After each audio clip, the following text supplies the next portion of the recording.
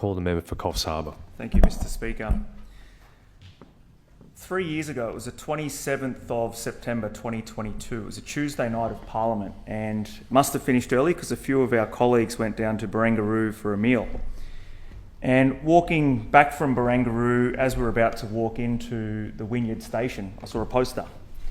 And the poster showed a young Indian man in black and white with a red turban, and underneath it were the words Aussie.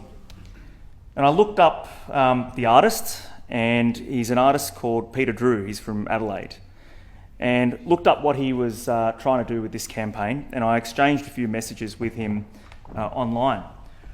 What he's trying to showcase with this campaign is the migrants who came to Australia during the White Australia policy. These are old black and white photos from the late 1800s, early 1900s.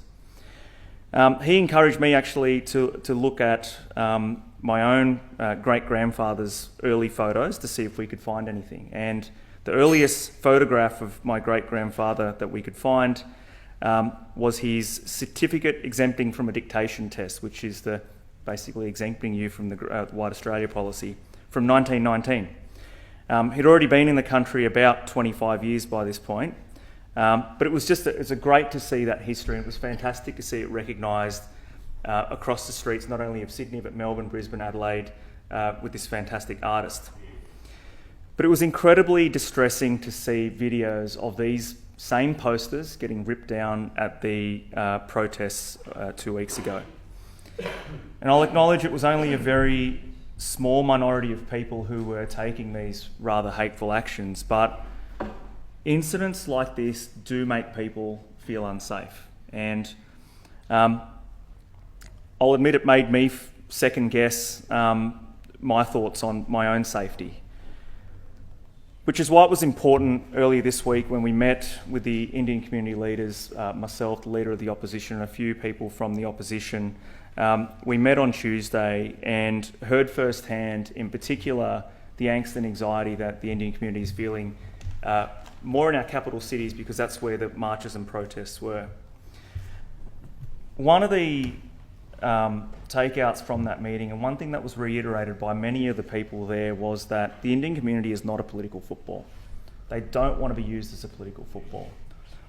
And I'll be honest, I didn't want to bring politics into this because I thought we could all rise above it. I am disappointed with some of the comments that were made today during the chatter in question time from the government. And I am a little bit disappointed in some of the comments that were made in some of the contributions in this debate, but I'll leave it there. It is important to know that some of these things are not just limited to what happens in our jurisdictions. My experience of racism has been really different to, I suppose, a lot of people in this House.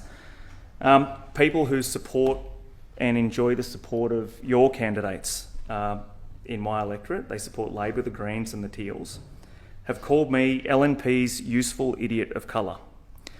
Water off a duck's back. But I will say that these comments went unchallenged. They continue to go unchallenged to this day, and I won't be holding my breath for an apology because I know it won't come. Now, it brings me to the most heartbreaking aspect of the meeting that we had the other day with the Indian community. And I should have said something in the room, but I didn't.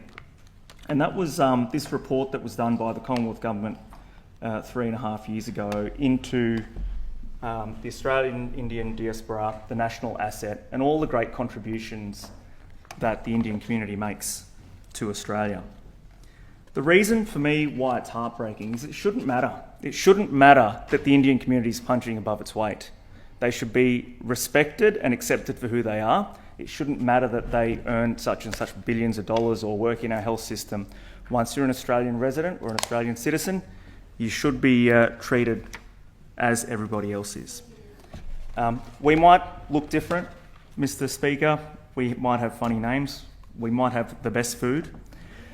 We have different festivals and different gods.